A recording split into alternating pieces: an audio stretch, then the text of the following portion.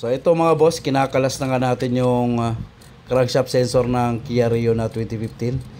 Dumating na kasi yung crankshaft sensor na in-order natin. Ayan, nasa gilid lang po yan ng engine block nyo sa pagitan ng transmission. So napakadali lang po kalasin yan. Ayan, kinakalas na nga natin para mapalitan natin ng bagong crankshaft sensor. At ipaparoad test natin to pagkatapos natin palitan. At eto na nga mga boss, yung bagong crankshaft sensor natin. Ayan, dumating na. So ngayon isasalpak na natin to para mai-road test na natin. At kung titingnan natin kung babalik pa yung fault code nya dito sa kanyang crankshaft sensor. So dito mga boss ay naisipan ni Calyabing Jervin na kunan ng resistant to, yung bagong crankshaft sensor natin. Ayan, titingnan daw niya kung anong pinagkakaiba ng resistant nung papalitan namin at itong bago. Ayan, ito yung bago na crankshaft sensor, yan kinukulan natin ng resistant. Ito naman yung luma.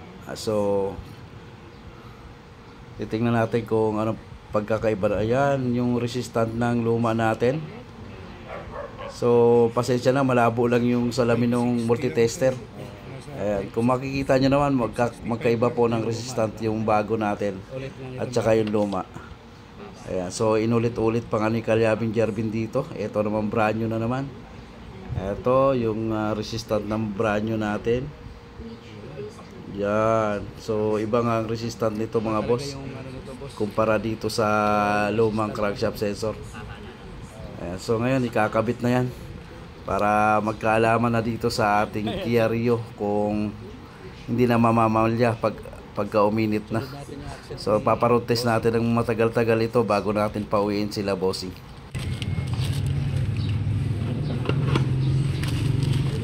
Alternator pulley. Gawa pala ni ano to eh, made in Vietnam.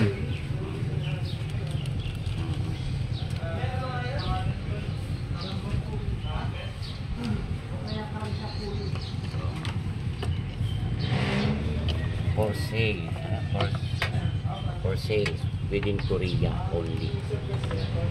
Movies.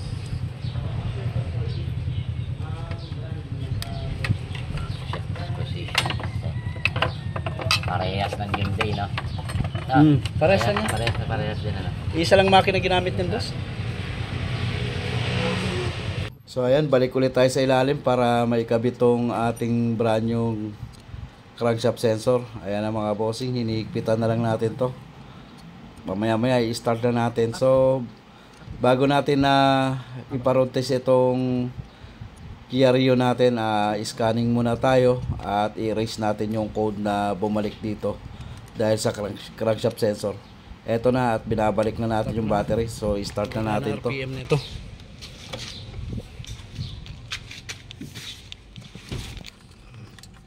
Start na tayo mga boss. Napalitan na natin ang crankshaft sensor.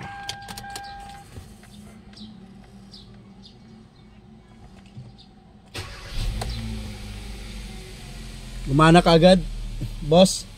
Gumana ka agad yung RPM. Ayan. Ayan yung minor niya. Nasa ng tao ko na.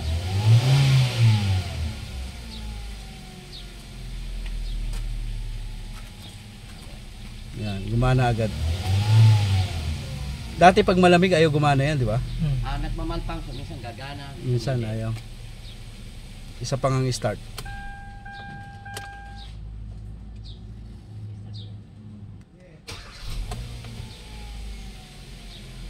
Ayos naman, ayos na. Sa iba naman tayo.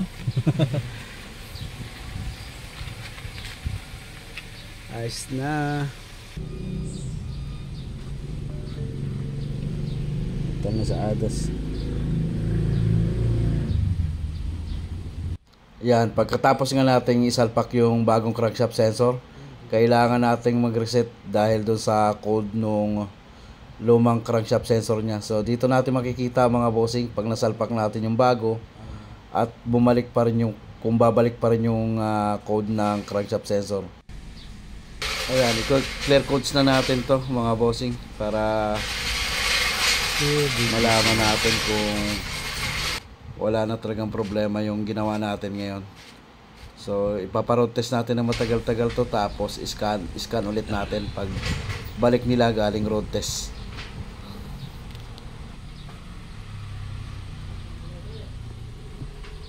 Red fault code, no trouble code.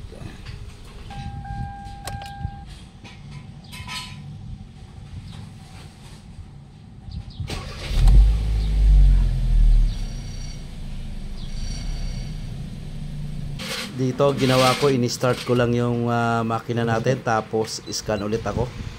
Bukod pa yung pag-scan natin pagka tapos nilang i-road test. Yan. So i-scan ko ulit.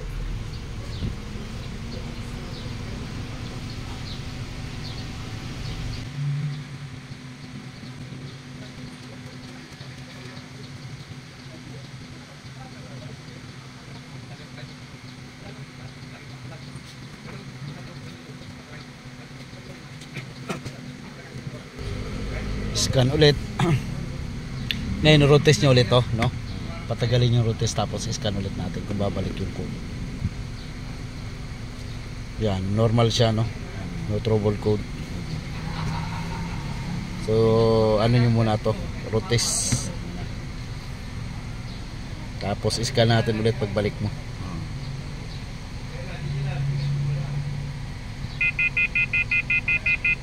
Ngayong ding araw na to. Oh, lumalabas naman to kagad, di ba? Pag uminit, di ba?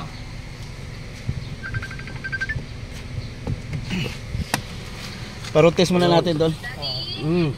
Ano nakita doon? Okay. Wala na doon. Ini-raise ko lang yung sa crankshaft sensor kanina. Ngayon tingnan ko kung babalik yung code. Papa-road test ko muna.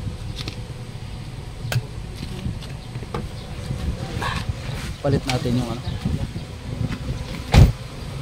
Sir, road test nyo muna, sir. Ha? Obserbahan nyo maigi. Yung coil, dalawa na natira. Dalawa. Okay, muna natin. Oo, road test nyo muna natin. Tapos balik kayo. Ayun, na-road test na to nila, bossing. Wala nang pamamalya, sir, namamatay, hindi na. Hindi na. Wala na. Wala talaga yung ID niyan. Oo. 7. Pagka inerti mo ng 3. Ayos, no? Scan lang ulit natin kung lalabas yung fault code na crankshaft.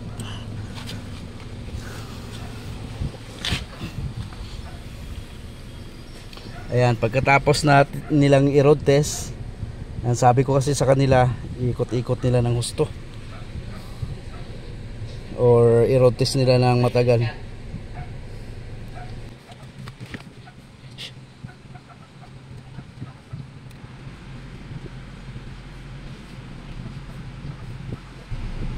Tapos scan ulit natin pagkatapos may kabit yung crankshaft sensor at may road test ng matagal. So bumalik, sabi ko i-road test nyo muna bago sila umuwi. Pagkatapos i-road test, ito scanning naman ang gagawin natin ulit.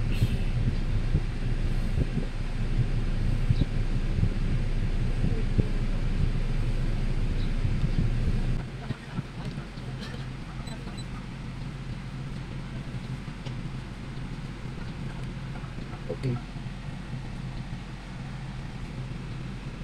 Yuk, yan sa putol na bus.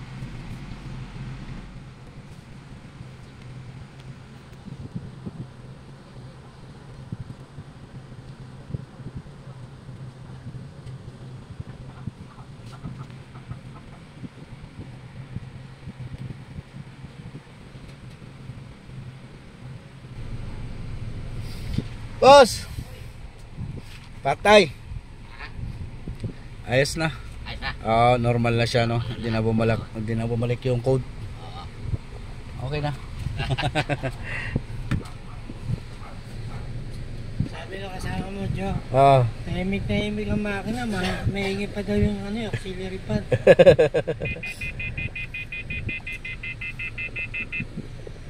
Alright, so mga boss, okay na. Hindi na bumalik yung fault code na crankshaft sensor. Alright, bunot na tayo ng DCI natin.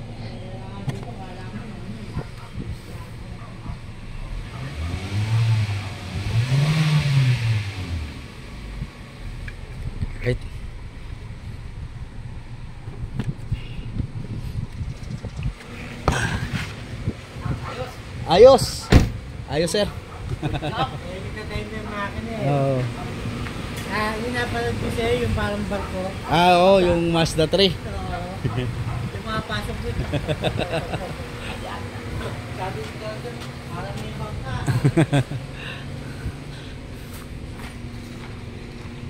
So ayan, shout out kay from Washington, USA, Romero Bacani. Shout out sa sir. From Siargao naman kay Domingo Lisa. Ayan, big shout out po, sir.